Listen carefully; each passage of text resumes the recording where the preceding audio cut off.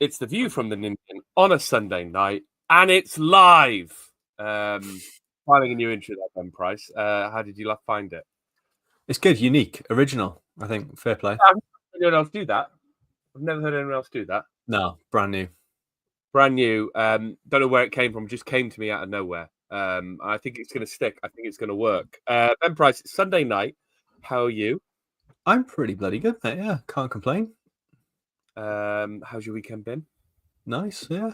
Sunny-ish yesterday. Less sunny today, but still disgustingly warm. So, first preseason yesterday with Rogerstone as well. Absolutely wanted to die.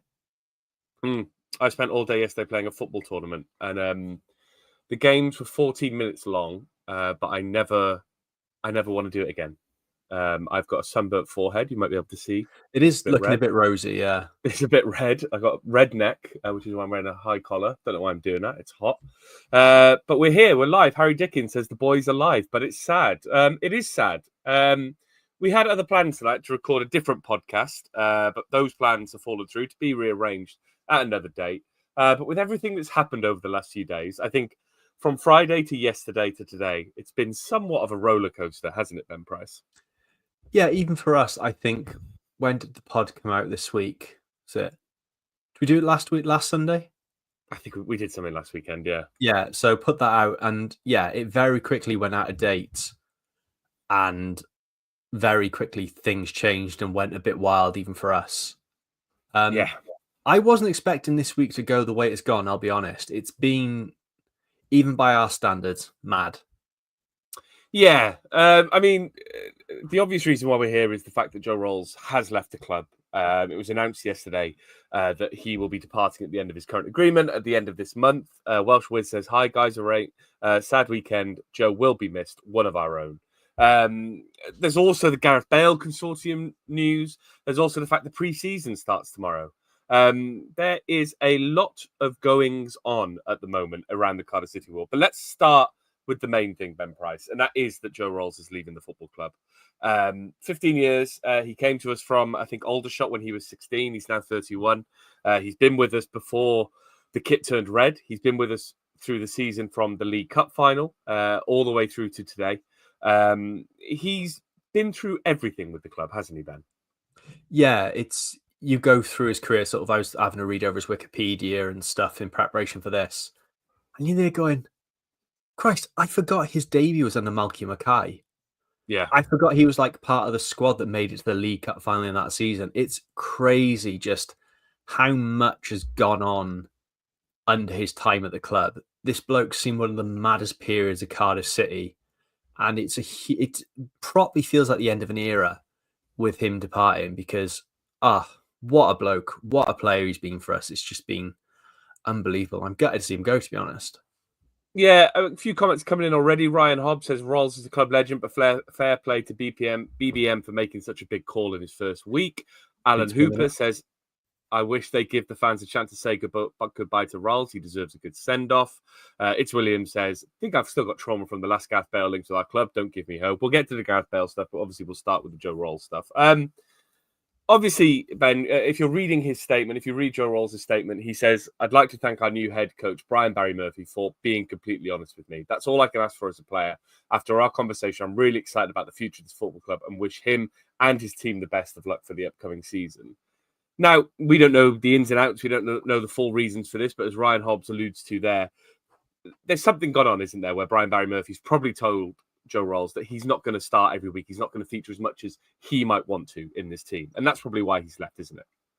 Yeah, and I think sort of we've spoken to players in the past that have got pissed off that managers weren't honest with them. They said, promised them the world and not delivered.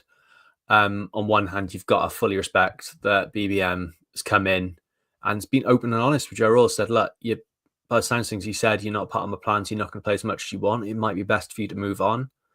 And that's what's happening. It's really sad to see, but you can't not respect that. It's what he deserves. As a club, we're really, really good at sort of making players leave on a sour note. Yeah. Sort of really upsetting them on the way out. Like Aaron Ramsey. Yeah. Sean Morrison, Joe Bennett, Sol Bamba.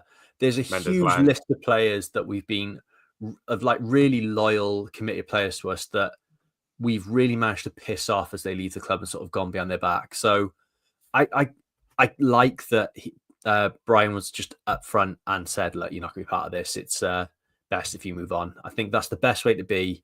And if he carries on like that, there's not going to be any problems. Open and honest is the way to go with a manager. I think all players respect that a lot more than being lied to. Yeah, I think so. And I think, when you look at Ralls' kind of career games over the last few years, I think he's been Mr. Consistent up until last season. There was 41 games in 22-23, 35, 23-24. Last year, it felt like he played the least football he's played in years, and that shows. I think you have to go back to the Championship in 29-20 when he played 27 games. Last season was 21. If that's the trend, Ben, then we're giving a guy a contract who maybe won't play as much football. And if Brian Barry Murphy has ideas about who he wants to bring in, then Rolls is probably one of our highest earners. He was probably expecting a similar contract, and he's had to cut his cloth accordingly. Yeah, I don't think it doesn't sound like it's anything personal in this. It is purely football reasons, and you can understand that. What I will say is I thought every time Rolls played for us this season, we looked about aside. It's just 100%. A shame he couldn't, and I'm sure he'll be the same as he couldn't contribute as much as he wanted to. I think if he's on the pitch, we don't struggle as much as we did. We certainly don't finish bottom of the league. I'm not saying he'd save us from relegation because there's a lot that went on last year, but he'd have put up more of a fight with that team. It's a team that's massively lacking leaders. So to see him go and sort of that, it's disappointing. But like you said, big wage, the tough decisions have to be made. I know it said in the press conference that we don't have to sell players, but there's still budgets to be adhered to. There's still difficult decisions that need to be made purely just because 21 games last year, I don't think the season before he finished the season, he was still injured. It's not been as consistent for a few years as he would like, and that's probably what's cost him his place at the club. Don't have to sell players, but we will sell players. Jim says, absolutely gutted to see him go. Even if he wasn't playing, I feel like we'd have benefited massively from being in the dressing room. Who steps up and leads now? And I think, Ben, you touched upon it there, but that's the thing that kind of sticks out for me is that when you look at the outpouring of the kind of players' appreciation for Joe Ralls since he's announced that he's leaving the club, even Aaron Ramsey broke his silence to call him a legend, which says a lot, really, because Aaron Ramsey hasn't acknowledged the fact that he's even left Cardiff City at this stage, but he will acknowledge the fact that Joe Ralls is leaving Cardiff City. I think that's the thing that it comes down to for me is that even, I respect people who say that it's good to see Brian Barry Murphy laying down the law. It's good to see him making these big decisions early on.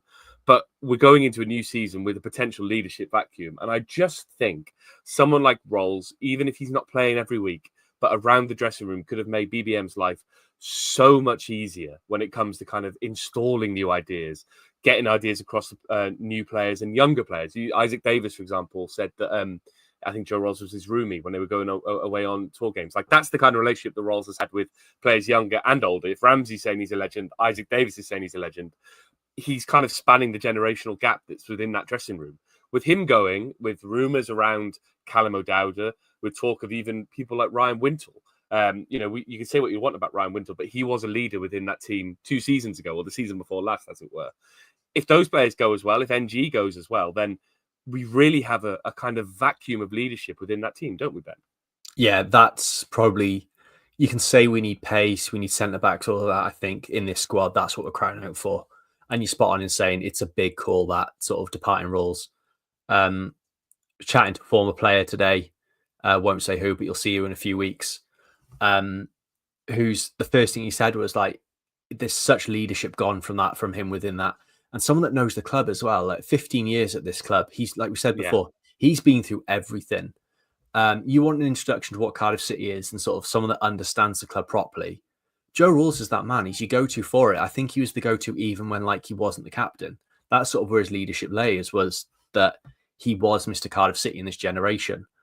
So it's a big, big call, and we're going to have to bring in some big personalities to sort of fill that void. I know he was never the most screamy, sort of loud, but he led by example. You look back at the Blackpool away game a couple of years ago where we stayed up, sealed that away up, him tapping. He cares about this club more than anyone else that was in that squad last year. And that's what's really sad with him going as well. So yeah, BBM's really got to find a lot of leaders in these sort of the list he's looking at, because it can't just all be about playing pretty football. League One's a tough league. You're going to need those characters that really help you dig in and kick on. And now sort of it comes to it, and you want a bit of experience. Joel Bagan is our longest serving player at the club now, which is crazy. Harry Dickens, Joel Bagan for captain campaign starts now. I mean, he's the only, if he's been here that long, he's qualified for the role. I'm not even going to attempt to read that name, but it says bit nervous now with no real leaders in the team. Zach Dock says, yeah, we need some leaders in. Joe Haynes says, gutted Rolls is gone, and it does worry me now that we have a lack of leaders unless we sign a few. Gavlar says, can't be paying 6 to 10k a week for someone to sit in a stand, though. Time to move on. I think it's the best move for all. I wholeheartedly disagree with that sentiment, because if you look at Man City, they sign people like Scott Carson. Yes, we're not Man City, but you have players in dressing rooms like that for a reason. And if Brian Barry Murphy is going to run with a squad of 22 to 23 players, you can effectively have 2 spaces left over for people who are going to be those leaders in the dressing room. I think we're going to be in a position where there's going to be college within the squad. There are going to be players who leave, and I think we're going to be crying out for someone like Rolls in a few weeks' time. Liam Cobart, we were crying out for him all season this year. Yeah, when he wasn't playing, we looked so much worse. I think the thing that has cost over the years has been that lack of characters, and he is that bit of character. It's not sort of like as bright and outgoing as someone like Sol Bamba was, but Rolls will be a huge part in that dressing room. Don't underestimate like you look at all the messages that have come with the players. Yeah, that's a bloke that's so well respected in that changing room. Well, I think this comment, we have leaders, but we have no captains. I love Rolls, and although he was a leader, I don't think the captaincy ever really suited him. Again, if you just look at the outpouring of emotion from the players for him, shows that he was the captain. Even if the armband didn't look right on him, or he didn't shout and scream on the football pitch, he was a captain, and it's shown by even the fact that people like Yaku Mete, who've only been at the club for 2 years, and who by the end probably absolutely hated the football club, and probably hated everything about the football club, but he said that Rolls was a legend. Callum O'Dowda said he was kind of his right-hand man and his partner in crime. Wintle said the same. Like, Rolls is a quiet leader within that team and is the quiet captain. And I think, we talk about leading by example on the football pitch. I went through FOTMOB and I looked back on over the last sort of 5 years of seasons. If you go into the stats for the last five or six seasons, Joe Ralls is top or in the top 3 for so many different things: assists, expected goals, chances made, big chances created, tackles, blocks, interceptions, tackles, successful passes over the last 5 years. He's been in the top 4 or 5 for all of those stats at some point. That shows, I think people look at Rolls and go, oh, he's not the best footballer. He's not the kind of midfielder we need. But what he does do is he battles hard, he puts his foot on the ball, and he tries to make stuff happen. And I think in a kind of chaotic football team, in a chaotic football club that is like Cardiff City, if he does that on the football pitch and does what he does off the pitch with people like the Disabled Supporters Association, who's going to do that now? Who's going to be that kind of calming presence on the pitch, in the dressing room, and all that kind of stuff, as well as the ambassador for the football club off the pitch? I think he's very short-sighted to dismiss this as kind of going, it had to happen, or now is the right time. I don't think it was. I think Rolls would have stuck around. I think if you'd given him the right deal and worked it out with him, he probably would have stuck around. Maybe he does want to go and play. Maybe it is his own chance to move on. But I think we're a lot poorer without him. And he wanted to stick. We'll see that. Yeah, I've had it confirmed from someone that he wanted to stick around. There's no doubt about that. It was purely the manager was open on and said, "You're not going to be part of my plans." And it's a bit it will come. Early on. He's not even had pre-season yet. I get it. His contract is up in a week, but it's ballsy to say. But I think if you're looking at sort of defining decisions of Brian Barry Murphy's time at the club, less than a week in, I reckon that could be one of the biggest decisions he makes. Yeah, before the players even got back in the dressing room for pre-season, he's made a big call. Sven says, if O'Dowda leaves, who probably will, we literally have 0 leaders. Definitely needs to be addressed, and I'm sure it will. I hope. And Nathan Davis says, real shame that he doesn't get the send-off he deserves. If we stayed up, I think it would have been right time to part ways. But starting a new campaign in a new league, you need players like him. We've already kind of touched upon it there, Ben. But with Barry Brian Murphy, BBM, whatever you want to call him, I'll get his name right at some point. You didn't get it right then. I didn't get it right then. Pre-season starts tomorrow. It's the first day of a new campaign under a new manager in a new era of this football club. And the first thing we've done is we've lost our club captain and it has been a leader for the last 5 to 10 years, whatever, however time frame you want to spread it out across. You've got all these players come back in, people like Ryan Winsell, who've been on loan, Perry NG, who, rumours about that he's not happy, Callum Robinson, people like O'Dowda, who are being linked with other clubs. It's a really unsettling way to start your tenure off, isn't it? Yeah, it's mad. It really is the dawn of a new era at the club. I think it will feel very, very different there on Monday compared to what players have experienced before. And that might be a really good thing with certain ways. That it really might it needs that fresh coat of paint. Everything needs to be start again. Yeah.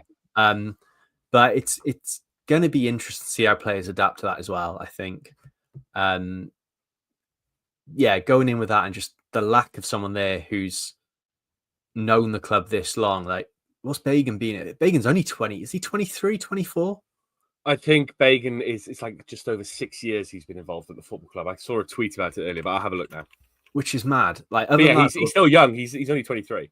Yeah, so you're not sort of leaning on them to sort of bring people in and experience the club. It's a strange old time. And I think it's a time that we've never really experienced as a club. We've always had, and I think that's one of the things that's made Cardiff really unique is, for as long as I can remember, we've always had a stalwart of a player that's sort of gone through the generations. And it feels that with Rawls going, that he might be the last of those we see. We've always had players that have been... Sorry. I think you're right. And I was just going to, when you look at Joel Bagan, and I just found his Wikipedia's open, he made his debut in 2019. From 2019 to 2021, he played 7 games.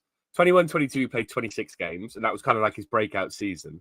And then 2022 to 23-24, he played 1 game during those 2 seasons.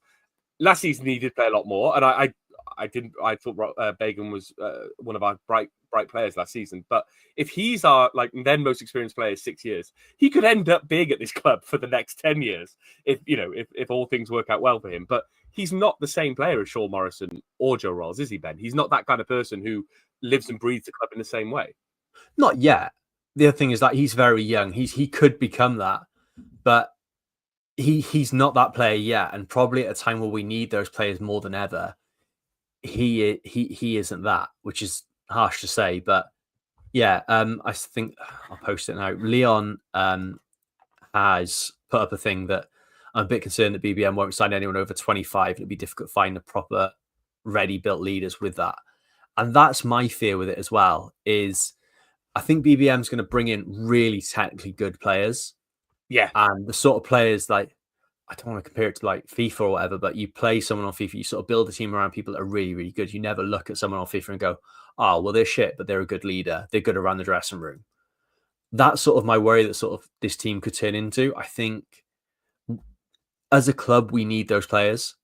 It's not a club that sort of can get by on pretty football. Sometimes you need players, and the fans respond best to players that do the dirty work, dig in deep. There's not many clubs where sort of Steve McPhail or Aaron Gunnarsson, those sort of players, that sort of ilk, are going to be considered as in high esteem as they are at Cardiff City. So especially someone like Gunnarsson, who scored a few goals, but wasn't really known for great goal scoring. He was a really, really solid footballer, did the simple stuff well, and got stuck in. And that's what a lot of our fans respond to. So, we can get all the pretty ones. Like Alex Robertson, great foot, has the potential to be an absolute gem of a footballer. But you've got to question, will he stand up and dig in when you need to? And that's where the leadership comes from. Exactly, yeah. Alex Robertson won't do that. Alex Robertson won't do that. I'm transfer market, and our longest serving player, and he does it on weird dates on transfer market, is Joel Bagan. Says he joined on August the 4th, 2020. Obviously, that's not correct. I think that's when he signed his first pro deal, wasn't it? Yeah. So you got that. Ruben Colwell, Perry NG, Ryan Wintle, Isaac Davis, Kieran Evans, but obviously Kieran Evans is leaving. Then it comes to people like Jack Anick, Callum O'Dowda, because they'll have been here 3-4 years at that point. So I think we're losing that kind of core, aren't we? And I think that's the thing. It's it's very easy to kind of look forward and say, okay, I understand it's a new era. Things are going to have to change and probably change quite rapidly. But it just doesn't fill me with the same hope if he was around, I would just think we're going into the season in a very strong position with a player who gets everything, understands what's needed for the fans, for this football club. And it would help BBM transition and work his ideas through. Like, you need someone who's going to lead the team in buying into that. If people like O'Dowda don't stick around, if Wintle doesn't stick around, we know what kind of influence Wintle can be. Who's going to do it? It's up to them. And I think Gavlar points it out here. It's time for players like Fish, Bagan and Colwell Davis to step up and be leaders now. Homegrown players have to be a key part also now in the dressing room. And I think that's fair enough. And I can see people like Wick Puffscott stepping up and being that person. Ruben Colwell should be that person. But it's also a lot of pressure to be putting on these players, isn't it, Ben? Yeah, I have no doubt in a few years' time the Wispuskod could be Cardiff City captain. I think he is future captain material. I'm saying he's got proper, but he's still 21. Yeah, he's not ready for that. Same with like Joe Ralls. That you look back at when he came into the squad under the year after we got relegated from the Premier League the first time. Like, he was 20. He must have been about 20, 21 at that stage. He was young, you weren't leaning on him to be a leader then. He came into the squad to learn from other leaders around him, like Peter Whittingham, like Aaron Gunnarsson. Like, he had those players around him to bring them Sean up Morrison into at the time. Yeah. Well, I think even Sean struggled to grow into. He grew into that leadership role as time went on because he was still quite 25 then. It's not a thing that sort of happens overnight, and it's not something. Yes, there's natural leadership, but I think you need to learn that from certain players as well, and they lead by example. Joe Ralls, like you said, was never screaming and shouting, and sort of he wasn't your Roy Keane sort of old school captain. He was someone that led by example by turning up early at training, putting 110% in whenever he was on that pitch and giving his all for the club. And then probably, do you know what? One of the most underrated things about him is off the pitch, what that bloke did. Yeah. Like the work he did with the foundation, and like we speak to people from the foundation every now and again about what they do. And every single person talks about, same with like Will Volks, where he was here, was him and Joe Ralls at every event, and will do everything they can.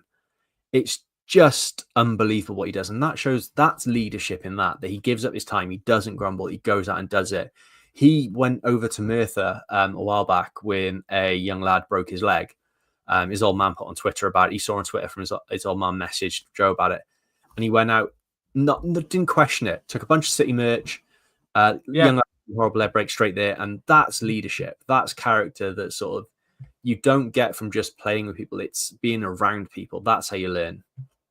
Well, the only real personal interaction I had with Joe Ralls was that it was my mate's 30th birthday during COVID, and his birthday party had been ruined. So I just messaged Joe Ralls, said, "Can you do a quick video for my mate, wishing him a happy birthday?" Just a 10-second video. He did it, and my mate still watches that video now. And I think he's probably done that for thousands of Cardiff fans. But he kind of understood what it was. He understood what it was to be the Cardiff captain and to be the one of the leaders of this football club. Jim says, "Is it not possible that BBM already has someone in mind that he's bringing in to lead the team?" Maybe he does, and you have to give BBM the benefit of the doubt on this to some degree. It just makes me more nervous than it probably should. I think if BBM sat there and saying that he thinks Alex Robertson could lead the team, or he's got a player that he's going to sign immediately to lead the team, then completely fair enough. And he's got to make those big decisions. That's why he's paid some money to do that. I don't think it's the big bucks. I think he's the cheap option still. But he's paid some money to be the football manager, and he has to make those decisions, however controversial they are. It's just, I think it puts him on the back foot already going into the season. And I think it puts the team on the back foot going into the season. Don't get this wrong. I know it's sort of like saying that we think Raw should have stayed, but I'm not saying it could turn out to be the right decision for the club. I'm not saying it is, but I think it could be. They're very fair concerns to have look from the outside looking in at the moment of everything that happened last year and sort of where we are right now. Joe Ralls was the main leader in that club. I think Jack Annick's a very strong leader and a very strong good personality, but he's a goalkeeper. You struggle to have as much influence in and around the dressing room because for half the training session, they're off doing their own thing. Yeah. He's very good around the group, but he's with a selection of other lads. He's not with the first team constantly. It's very difficult to have that from a goalkeeper. Like, I probably spoke to David Marshall when he was around the club. He'd probably say the same. It's very unusual for goalkeepers to be captains. So it's just a difficult thing. He might come. It might be a good move. Who's to say? I think we're just questioning it now. We're not. We are a reactionary podcast who don't really think anything through. We do, like, I'm sure if you listen to our podcast throughout the year, we probably change our opinions week to week. And I think that's what we're just trying to capture what we think at the time, right? That's all it comes down to. James says, do you think Salek stays? He can be the difference this season. Also, Simic needs to be given a chance. He's played UCL football. Absolutely crazy that he wasn't used last season. I mean, we were having this conversation last night, weren't we, Ben? You think he's going to stay? My view is that we'll keep hold of him until the season starts, and then we'll get a bid late in August that we can't turn down, and Salek will go to somewhere like Birmingham or West Brom. I don't think. And there's another comment here about older players like Robinson, Turnbull, O'Dowda, NG, Alnwick have key part to play now. Also, if you think any of those players are really wanting to stick around, I just don't see it. I don't see Robinson being here. I don't see Turnbull's being here. I think out of those two, out of that list you say there, O'Dowda and Alnwick are the only two who are likely to stay. And even O'Dowda's unlikely to stay. And I think that's what my thinking comes down to, really. If there is this expectation that some of these players, we've already talked about it, but Wintle, NG, Robinson are probably going to leave. I think Turnbull's been mentioned as a player who's potentially looking to leave. O'Dowda has been linked with the move away. Salek is obviously going to be linked with the move away because he had a great second half of the season. People like Jesper Darland, they're probably not going to want to stick around. Perry NG, one of our longest serving players, probably not going to want to stick around. If you then get rid of Ralls before all those players go, you have even less of a kind of leadership kind of role at the club. I don't know what I was going for there, but that's my fundamental issue with it at the moment is that we're not going to see the team stick together as it is at the moment. There is going to be more departures from this football club as pre-season carries on. If you've got BBM getting these people back in the room and then he doesn't like the look of 2 or 3 of these players, they're going to go. All of a sudden, you're losing 4 or 5 first-team players. You're losing a couple of those leaders within that group. Then he's on the back foot even more. And that's just my concern with everything. I understand that he doesn't view Ralls as maybe a first-team player going into the season, but at least give him a week at pre-season to figure that out, or at least have, ask if he wants to stick around for the summer and have those conversations. Sven says, where do we reckon Ralsy goes, by the way? Any rogue shouts? I haven't got a fucking clue, Ben. Do you? 2 that stuck out for me. Oxford, because that's where every single Cardiff City player, ex-Cardiff player ends up.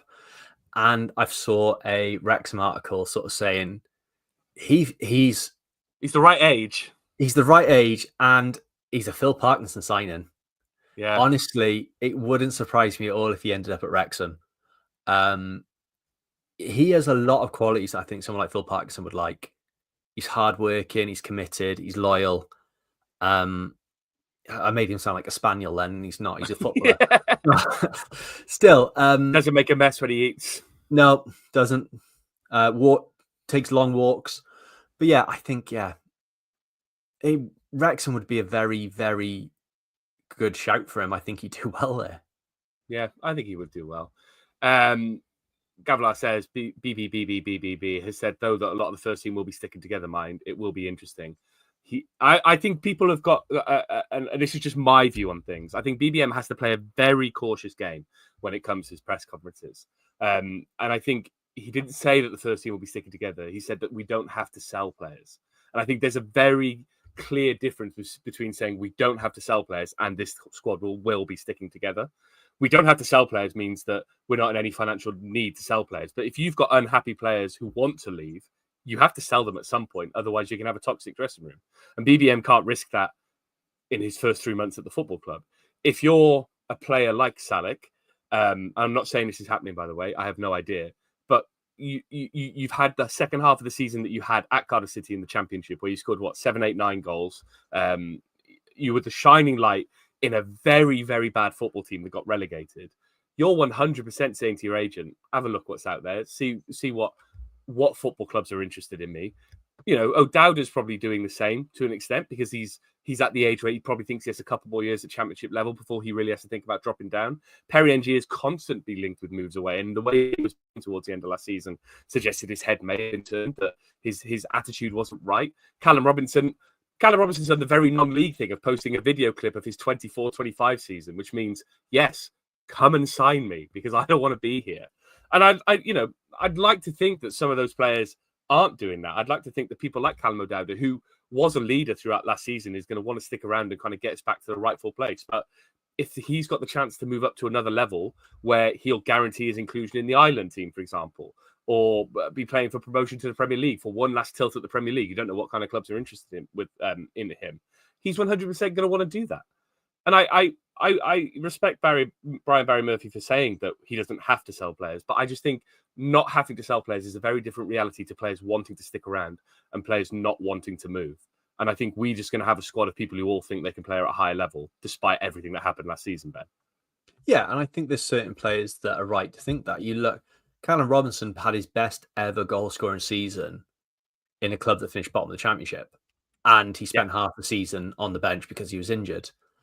He only played like 2,000 minutes. Yeah, he didn't play a lot and still bagged 12 goals. Like, he did very well. You're sort of looking at that, and at 30 years old, he's thinking, I've got one big contract left. Yeah. Realistically, that's all he's got. So he's going to be looking for a move. Someone like Callum O'Dowda, do you know what? I didn't think about the international side of things with Callum O'Dowda, and that's a really, really interesting point. In a World Cup year, he's not going to want to play League One football. He's a regular for the Ireland squad, but he's playing in a position that's sort of like he's not. Callum O'Dowda's biggest problem with us is his biggest problem for Ireland as well is he's too versatile. Don't know where to play him. He can't nail down the spot. Yeah. So he drops in and out of that squad. So he wants to give himself the best chance to play World Cup football. You can't really do that in League One, especially for a team like Ireland that are very competitive and very, very good players in a lot of positions. Yeah, it's a difficult one. Like, you are spot on what you say. Like, not needing to sell and not selling are two very different things. Also, this club needs an overhaul. It does. Like, we need a lot of players out. We've got a big squad. But it just has to be the right players for us to go as well. Not just price-wise. I think that's a no-brainer. The club will try and get as much money as they can. But, yeah, it's tough. Leon, it says it's catch-22. These players finish rock bottom of the league. For me, it's okay if anybody other than Salic leaves, but we have to replace them. I don't feel particularly attached to the squad. I think that's a fair point. I don't particularly like this group of players. I like Ralls. I like O'Dowda. I like Salic. I like Gutas. I like Jack Anick. They're good, honest footballers. But a lot of the other players are a little bit, they like themselves a little bit too much, don't they? A lot of chocolate players. Yeah, they'd eat them. Yeah, they were chocolate, they'd eat themselves. And I think that's I fundamentally agree with that point. And I think if we're going down to League One, do I think that somebody like Alex Robertson, who might be looking up a level, I like Will Fish as well. I should say I like Will Fish as well, and a lot of the youth players, but they count as kind of a given in our squad. If you're someone like Alex Robertson, who's probably looking at Championship thinking I should be at least in the Championship, maybe even the Premier League because he's come from Man City. If you're someone like Callum Robinson, who's clearly looking up a level, you're going to want them gone because you're not going to want them in and around the squad in League One. Because if they're then not playing because their attitude's wrong, they're kicking up a stink in the dressing room. I'm not, again, I don't know if any of this has happened or will happen, but this is the way you have to think about these things. If they're going to be a toxic influence in the dressing room that is already struggling because they're in League One, then you don't want them around, and you will have to sell them for the best price because you then need to replace them. Likewise, as Leon says, with you have to replace it with players who are going to want to be here, who are going to want to play in League One and do their best for the football club. Ultimately, I think that's what it comes down to. If you go into pre-season and you can see the attitude is off in a few players and there are bids for them, you're going to sell them at the first opportunity. Yeah, I think that's the big thing, isn't it? You've got to look at each player's personality type. There's players that will want to leave, but will want to do it in the right way. There are other players that I think if there's one thing I've learned listening to Under the Cosh is that players with a certain personality type will happily stick up a fuss and do what's best for them to get their own way. Yeah. And I'm not a professional footballer, I don't know how things work, but there's different personality types. Someone like Callum Robinson is more likely to cause a problem to try and force a move than someone like Callum O'Dowda, who'll probably try and do things seemingly will try to do things the right way. And yeah, the personality types there play a huge factor in it. And that's another bit that like BBM's gonna have to manage really well. Because this, like, it's a nice job this. He's got carte blanche to sort of like put his own influence on things, but he's gonna be dealing with a lot of difficult personalities in this dressing room now for the next few weeks, especially coming into this first week. If he comes in and those players walk all over him, like he'll lose respect for the dressing room so quickly. It's not, this next week is huge for like him. I bet he's like, I wouldn't say shitting himself because he's managed Man City. He's worked with some of the biggest players in the world, but I bet there's that little bit of doubt in his stomach or a bit of nerves there that makes him think, fucking hell, tomorrow's huge. And it really is. I hope there is, because that would show that he gives a shit and that he's caring. But he's spent a lot of his time managing youth players, hasn't he? I think that's the difference, right? Yeah. We're going from managing youth players who are going to be a bit more eager to try things and want to managing jaded professional footballers who think they're better than they are, frankly. You know, we're a League One football club. The players need to recognise that. But a lot of these players will probably think that they're at a higher level still, and they deserve to be at a higher level. And that's where the problem is going to be. And it's going to be managing those egos that I think BBM is going to have to kind of contend with. We've moved away from Joe Ralls. Let's come back to Joe Ralls and then move on to the other news where there's some comments that we can talk about and link to that. Thinking back, Ben, what are your favourite Joe Ralls moments over the years? You've already touched on one. It was against Rotherham where Kipre scored to kind of keep us up, and he was tapping the badge and celebrating in front of the fans. Any others that stick in your mind? One of my favourite moments of the Premier League season was his red card against Lucas Moura. Never a red card. Still maintain that. He's like, asked him about it. He still wasn't sure whilst laughing. No. Warnock swore blind it wasn't a red card, and he wasn't joking. Like that night, he was not joking about that red card. He doesn't think that was a red card. In my opinion, it wasn't. I can sort of see why, but yeah. One of my favourites was Wolves away. The first year we went back all season in the blue kit, and the Russ played the Adidas one, and he scored an absolute screamer. We won. I was watching that goal. We won 3-1. Because that game was so weird that I remember we were in it's like an Asda around the corner. Me and the miss were sat there eating some food just before the game. Because I know how to treat a lady. Yeah. Asda in Wolverhampton.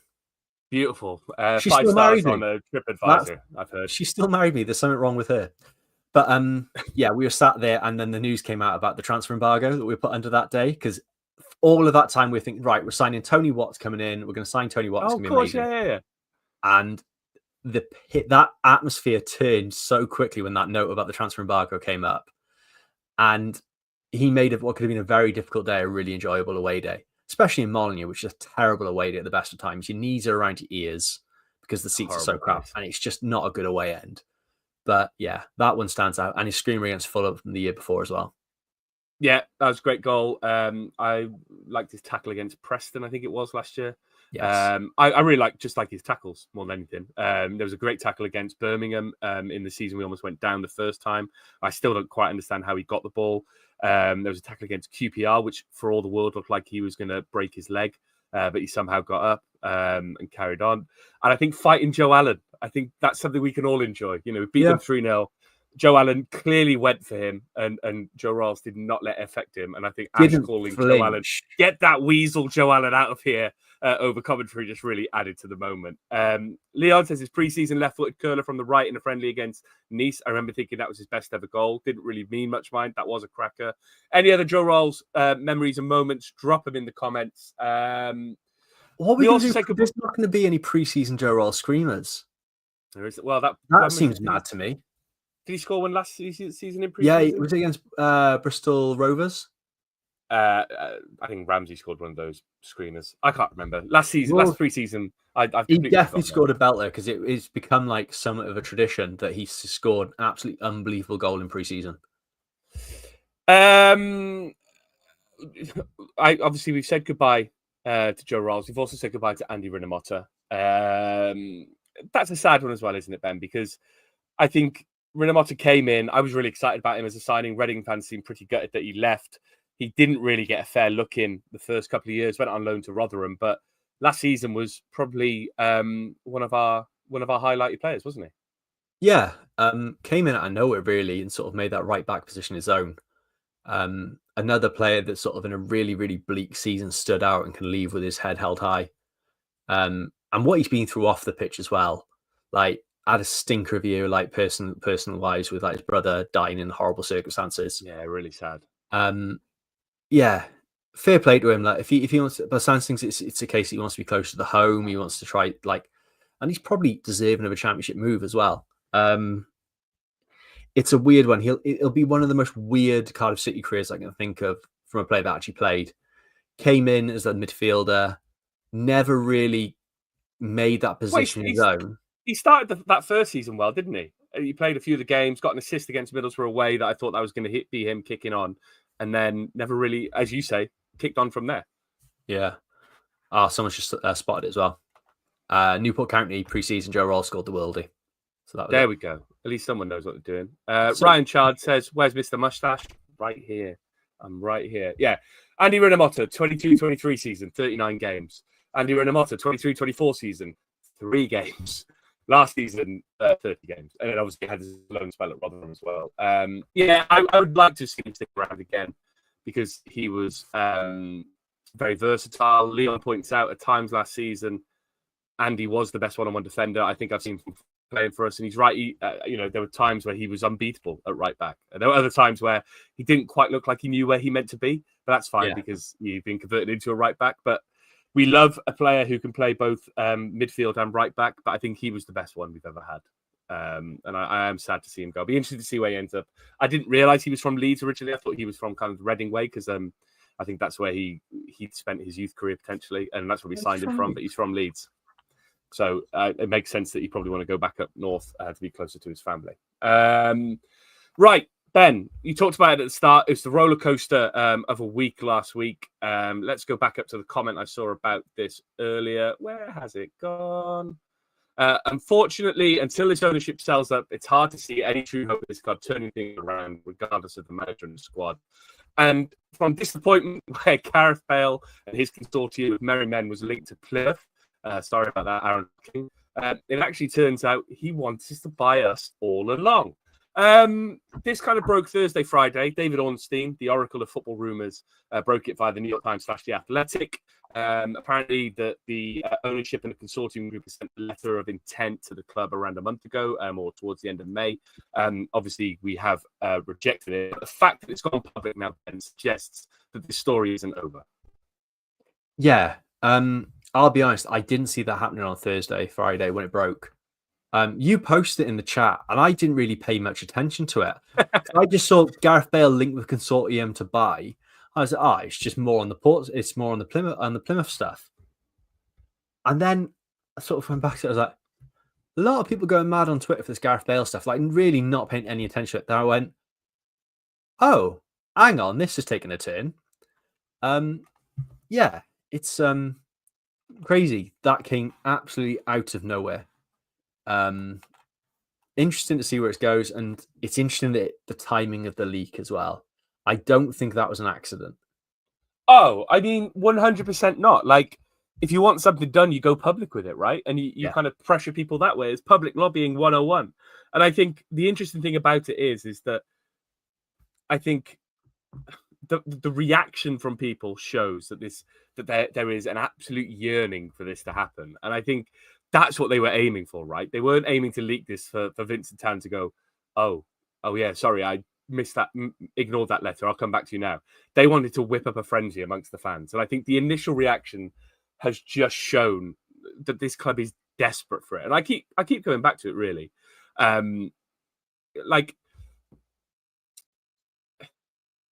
This football club has a price to it. It's just, it'll be what Tan wants it to be. And I think that Di Richards here says, I love how people think that just because Tan has said we won't sell means exactly that. It's business. Everything is for sale. Tan has a price. The consortium have an offer. And it's probably like this at the moment, isn't it? Consortium's here, Tan's up here. So it's what are the consortium going to do next? And this is part of their game, right? They're putting the pressure on. So the pressure is now on. And if Tan's looking at the public sentiment of things, I know he doesn't give a shit about that. But if he's serious and looking at the public sentiment of things, he'll see thousands of Cardiff fans going, we'd quite like Gareth Bale to take over this football club, and we'd quite like you to go, Vincent Tan. And Ben, this could be the best possible out for Vincent Tan, couldn't it? Because he could go by selling it to someone that the fans really want and earn himself some credit in the process. Yeah. And I think also, if it turns into a bit more of a saga, it's going to end up in a lot more coverage where it hurts Vincent Tan. Vincent Tan's very protective over his coverage and what he looks like in Malaysia. He's really protective over that. So for someone like, if any other consortium would be wouldn't really make news. But the fact it's one of the most famous footballers in the world, like a 5-time Champions League winner, sort of front in this group, suddenly that becomes a lot more credible and a lot more clickbait newsworthy. And suddenly that story gets pushed out more and more. And that's why it's come out with sort of the Gareth Bale-led consortium sort of stuff.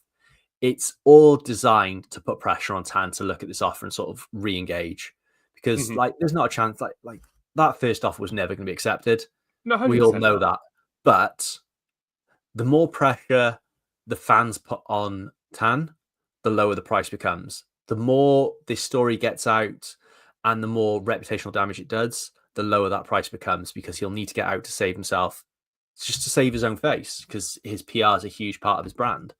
So it's really interesting to see where that goes now. And sort of a lot of it could be down to us. Is this sort of now where those protests sort of at games can really sort of make an impact? I think get the most noise, get the most traction. I think now with that sort of lovely sort of story, everyone likes a nice story, like the Hollywood style story. Like you look at Wrexham taken over by Ryan Reynolds and Rob McElhenney. Like it's a nice story. The idea of one of the best footballers in Welsh, well, the greatest footballer in Welsh history, coming along and buying his hometown club and taking them back from League One. It's a really nice story that a lot of press can jump on. Suddenly it becomes a lot more sort of like, I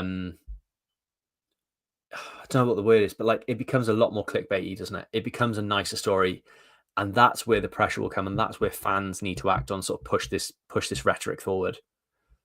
Yeah, I just think it could be fantastic, couldn't it? I just think when you come back to Gareth Bale buying it, it would just be the dream for us. Sebastian Tams, looking forward to playing you guys this season. Port Vale fan. Where exactly is Port Vale anyway? Nathan Rees says we finished bottom of the league with him as captain, and we've been poor the last few seasons. Been a brilliant player for us, a club legend. We don't need sentiment now. Time for Ralls to go. Original Chaos. He says there's more than this group interested too, and I think that's the thing. I think Tony Rivers has alluded to it on social media as well, Ben. I won't name my source, but hello to my source. He told me a few weeks before the Bale news broke that there was somebody else already interested in the football club. And I think that's what could be quite interesting as well, isn't it? If there is more than one group interested, it might be one or two groups, it could be 3 or 4 groups. We don't know the exact. But there is the conversation around the fact that Tan recognises that this is probably the right time to sell for him. I don't think he's getting any younger. I think his family have been at him to kind of sell the football club because it is a drain on his finances, whatever it may be. If there are 3 or 4 clubs interested in buying it, you start in war, don't you? And that's when it becomes really interesting, because all of a sudden there are very, proper options for Tan to sell this football club, and the fans could ramp up the pressure even more. And I think if Tan knows that there's 3 or 4 people bidding to buy the football club, that's probably beneficial to him because he can get the price that he wants because he can play them off against each other. And then hopefully that's beneficial to us because he will sell the fucking football club. Yeah, a bidding war is exactly what Tan needs right now. After the club's been relegated, right now the club has never been worth less if he was going to sell it. Exactly. Which is a mad thing to say, but after 15 years at the club, he's somehow, the club, thanks to him running it, is now worth less than it has been the whole, like the sale there. So more parties in there coming in to buy it, it's just going to drive the price up, and he's going to be very happy about that. There's so many complications with it, with the Salah stuff and what's going on there, and whether that's sort of like a separate legal case and can a deal be done there with like the settlement goes to Tan or whatever. That's for people a lot more intelligent than me to suss out. But I feel it's the first time I've genuinely felt like, right, this club could be sold. For the longest time, I felt that until this Salah stuff is sorted, Tan's not going anywhere. Suddenly, there's a chance, and I'm all for that. And the more parties involved, the more likely it is that deal is going to happen. Yeah. The Salah stuff is complicated. As far as I understand it, and again, I'm no expert in this, is that we've basically paid the transfer fee. So we're not on the hook for the money anymore. It's just that there's the court case for damages that's in the civil court in France. And I think that's where we're claiming for extra damages on top of the money that we've paid the football club already. I don't know what's going to happen with that. I think that there's a hearing in September of this year. And I don't know who gets that money and who's liable for it, whatever else. I have no idea. But I just feel like because we've paid the fee, it's less of an impact on the price of the football club and what the football club is liable for than it would have been maybe a year ago, 2 years ago, when we were really, going through the kind of court arbitration stuff. because I think that was when the club was fully on the hook for it. When, Ben, how long's a piece of string? But how amazing would it be if the club was sold in the next couple of months? It would really give us the boost we need going into the new season, wouldn't it? I tell you, I would 100% take a mid-table finish this season coming up, if it meant the club was sold and we got the right person involved, just for the long-term success of the club. Because, we think Bale coming in as a player a few years ago could have done magic. We thought Ramsey was going to be magic for us. It never really happened. The biggest thing that can happen to this club to really give it a new lease of life is change at the top. Yeah. It's been needed for years. It really has.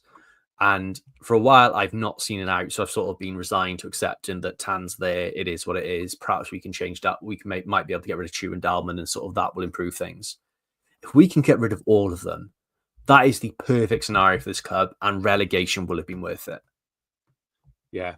I also think, when we look at, obviously Gareth Bale's the head of the consortium, and obviously what that means is there is a wealthy group of individuals behind him that are putting in the money that he's fronting up.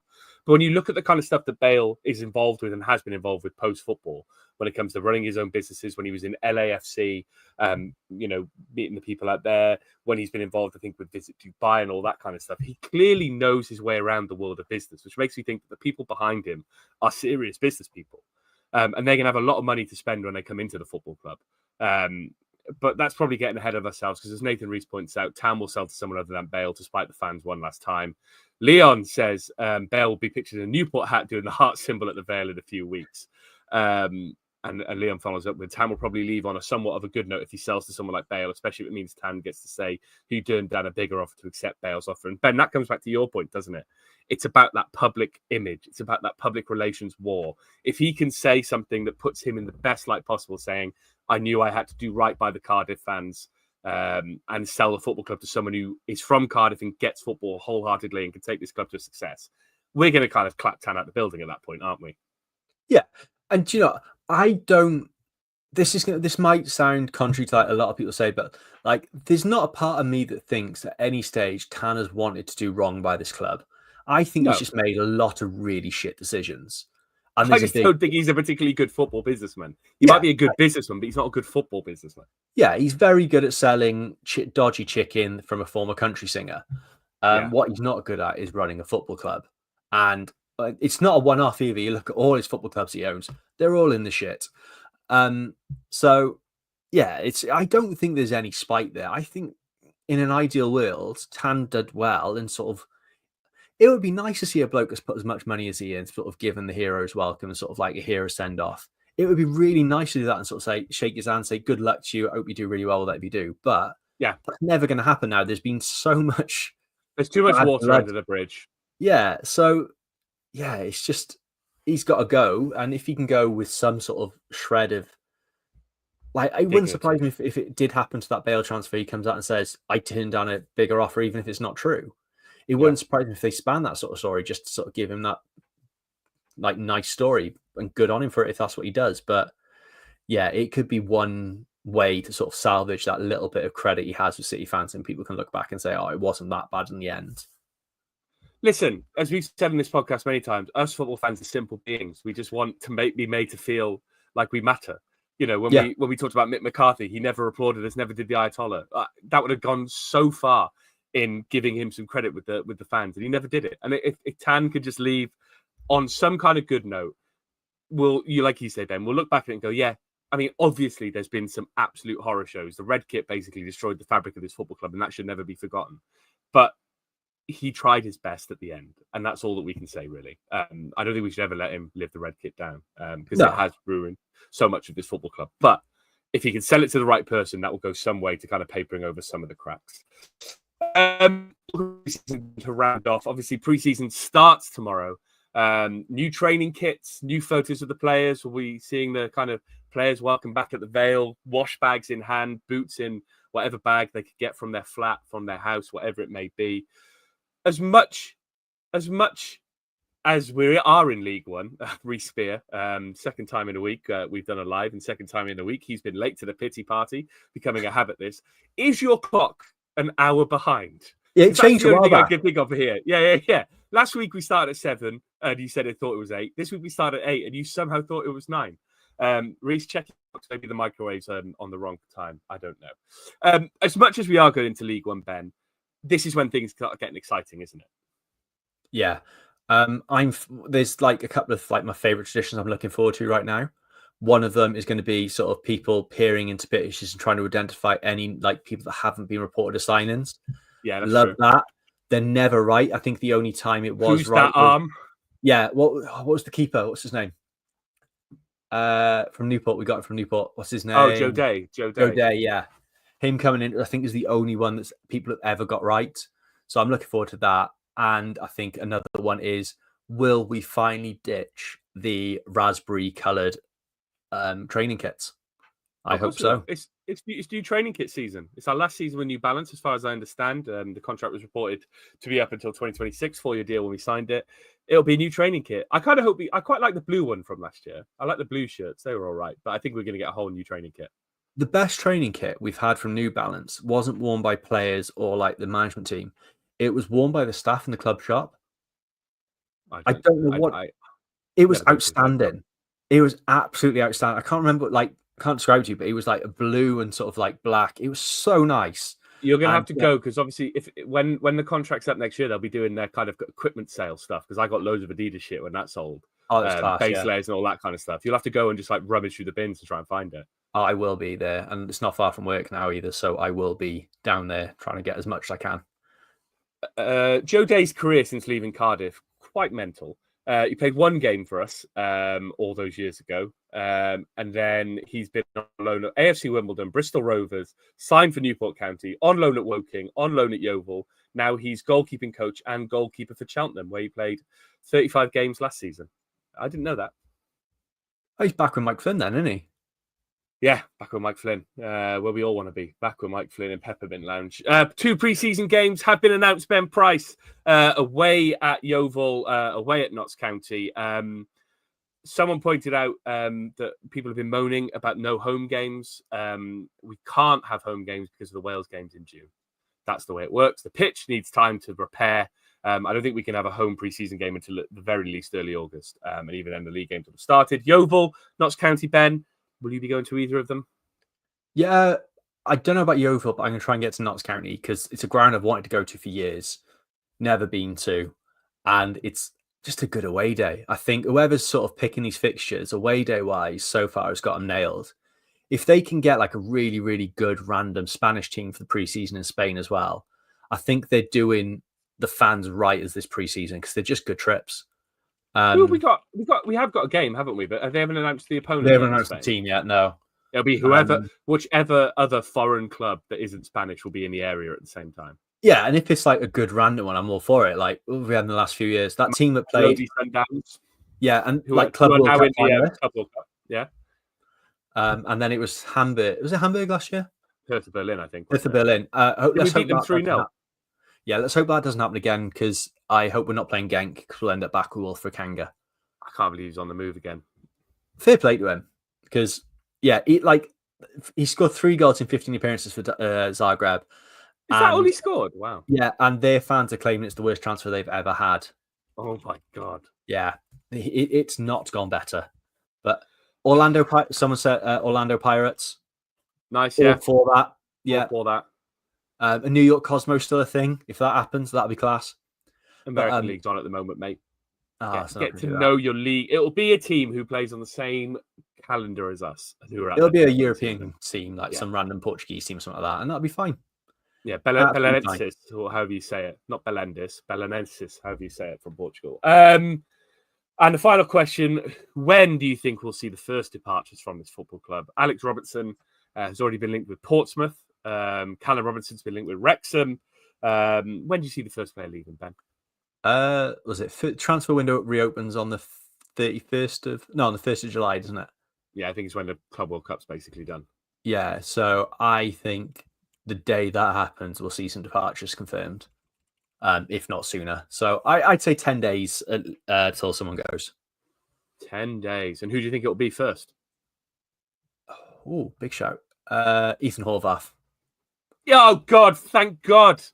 Now you said that, Ben. I'm really excited. Mr. Tickle could take his tickling prowess elsewhere. What a signing he wasn't. Leon Korbach says Chambers. I don't see Callum Chambers playing in League One either. Nathan Rees, staff training kit was unreal. I think this is the right time to leave it. Ben Price. It's been an hour, almost 1,000 people watching. It's a hot evening. We'll be heading off now. I think we're going to be getting back into the rhythm of normal pods, aren't we, Ben? Yeah, it looks like that. We might, maybe not next week. Oh no, we might be doing one next week. Yeah. Special guest and all that shit. Might be someone with us. Yeah, that'll be a good one. That. I think that'll be a good one. Hopefully we'll get that confirmed, and then we'll get back into the rhythm of preseason games as preseason pods, as preseason starts, and as more news starts to filter out the football club. If you're watching on YouTube, please like, subscribe, all that good stuff. If you're watching on Twitter, please retweet. If you're listening to this on the audio version that goes out on Monday morning, please give us a 5-star review. Thank you to everyone who got involved in the comments. Thank you to everyone who paid attention to us. Whatever you're doing the rest of the evening, go and enjoy it, and we'll be back next week. Ta-ra. Love you. Bye.